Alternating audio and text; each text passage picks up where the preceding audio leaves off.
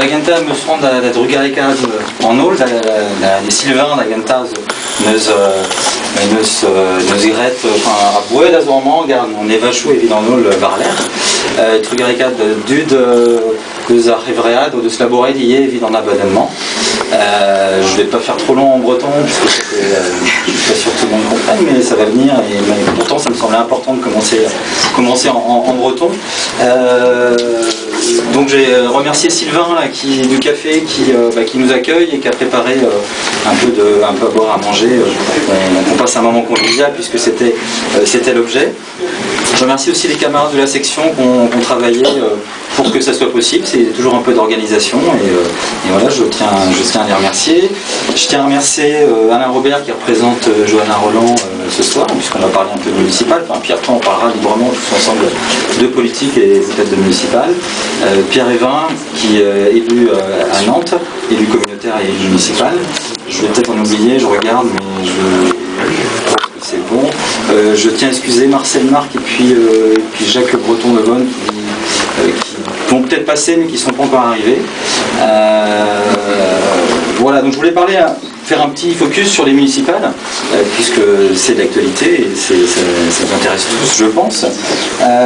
Pour rappeler un peu ce que tu as dit, mais pour dire un peu quelle a été notre stratégie. Notre stratégie, c'était évidemment le premier point, rassemblement de la gauche. Ça paraît anodin de dire ça, rassemblement de la gauche, mais quand on regarde le contexte, quand on regarde la montée des populismes en France, c'est important qu'on se regroupe sur des valeurs et qu'on continue à militer pour plus de solidarité, plus de justice sociale. On souhaitait aussi agir, enfin c'est il y a le rassemblement, mais voilà, être dans une municipalité, c'est aussi continuer l'action des élus qui travaillent déjà au sein de la municipalité ou dans les municipalités, et puis continuer à agir, continuer à faire avancer nos idées.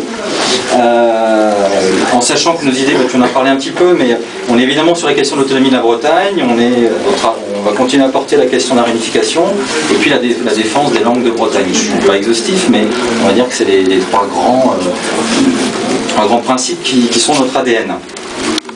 On est aussi là, on souhaite continuer parce qu'on assume le bilan de nos élus, c'est-à-dire qu'il y a eu un vrai travail de fait depuis 1977.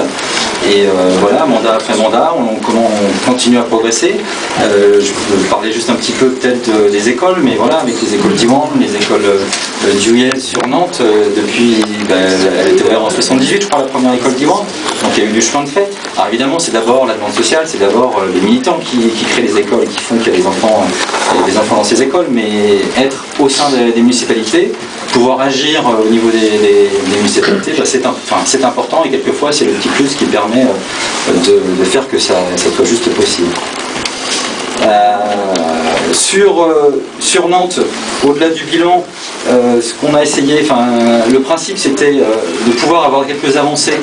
Donc dans l'accord qui est qu'un cadre général, après on va travailler sur le programme, mais dans l'accord il y a la signature de Yad Arbrezonec niveau 2, ce qui me semble important. Le niveau 1 a été signé à la fin il y a je crois une petite année, donc il va falloir aussi continuer à le faire vivre, et puis le niveau 2 qui représente 10 mesures en faveur de la langue bretonne va être un objectif de cette mandature. On souhaite aussi, ça a été accepté dans le cadre de notre accord, avoir une délégation par rapport à la diversité linguistique. Alors derrière, moi je mets d'abord les langues de Bretagne, mais pas seulement. Mais voilà, on souhaitait pouvoir être un peu aussi médiateur sur ces questions de politique linguistique et être identifié comme tel. Donc c'était un souhait qui a été une fois de plus accepté. On avait un petit focus sur le droit des femmes, là je me inventerai après vers Sonia, mais là c'était aussi quelque chose qui nous tenait à cœur globalement, et en plus quand quelqu'un peut porter ces questions-là au sein d'une équipe, ça nous semble aussi intéressant. Et point important, parce qu'on a beaucoup discuté avec Johanna Roland sur les questions de réunification, et Johanna Roland à aucun moment nous a dit je suis pour la réunification atlantique à la Bretagne. On s'en doutait un tout petit peu, mais une fois qu'on a dit ça, on fait quoi? Alors on dit on s'en va et puis on ne dit pas, non.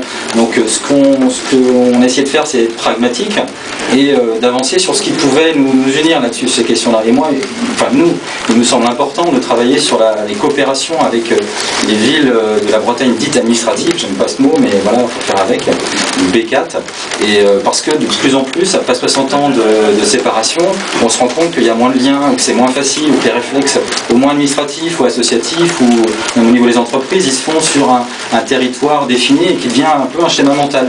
Donc, même si tout le monde semble d'accord, puisque quand on regarde les différents sondages, on est à 70% d'habitants de Loire-Atlantique qui sont favorables à la réunification. Pour autant, il y a ce travail de sape qui fait que peut-être dans quelques années, ça sera peut-être pour nous plus difficile. Donc, au niveau de la mairie, au niveau des programmes, au niveau des compétences qui sont au niveau de la mairie, il nous semble important de travailler sur ces coopérations avec Rennes, puisque c'est quand même deux villes assez proches en termes de taille, de compétences, au niveau des enjeux de ces villes, et puis avec Lorient, Brest et d'autres villes de Bretagne dites administratives. Donc sur Nantes, voilà, c'était un peu le cadre. Après, on va rentrer dans le dur de la campagne, on va rentrer dans la question du programme. Donc là, on va essayer de décliner un peu plus nos idées. Je pense, peut-être sur la mandature, en tout cas je l'espère, avoir un nouveau site d'Iwan sur Nantes, peut-être un nouveau site au niveau des écoles d'US. Enfin, c'est des choses qu'on va essayer de porter, on va les négocier. Voilà quoi, comment on va essayer d'avancer et de travailler sur ces questions-là. Sur les autres villes, juste un point rapide pour dire qu'on va avoir des candidats sur Rezé, sur Indre, sur Couëron. Alors Indre et Couëron, on avait déjà deux conseillers municipaux, enfin un par commune. Sur Saint-Herblain aussi, où il va y avoir un changement j'allais dire de génération, mais avec Anthony qui est ici présent et qui devrait prendre un peu la succession de Michel François. Et je vois qu'il y a Christian Pellen aussi qui est ici, qui a été conseiller municipal à Saint-Herblain, et Martial Catherine n'est pas là, mais voilà, je ne sais pas s'il va passer, mais en tout cas il a lui aussi été conseiller municipal. Sur Orvaux, on va voir Yann Levrel qui va se présenter dans une liste de l'Union de la gauche. À Saint-Nazaire, c'est une des entorses qu'on a dans nos accords avec le PS, puisqu'on part avec Nicolas Terrassier sur une liste alternative de gauche. Et à Franche qui est arrivé, on en parle juste Saint-Nazaire.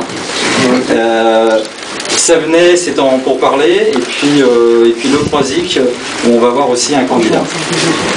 Donc pour conclure mon petit mot, c'est simplement, voilà, on va rentrer dans la campagne, donc on va avoir besoin de tout le monde, on va avoir besoin aussi des idées pour avancer, au-delà de ce que nous on a pu déjà construire, et puis de bras, d'énergie, de volonté. Donc on se tient à votre disposition pour nous accompagner pour cette campagne. Et puis je vois, il y a Marie et Luc qui sont arrivés et qui sont aussi sur si vous voulez venir ici. On a mis 5 noms pour Nantes, donc on est à Nantes. Tous les candidats, je sais pas vous venir. Et puis tous les candidats. Voilà, donc je vais passer rapidement la parole à Sonia, et puis après, si tu es d'accord Alain, pour...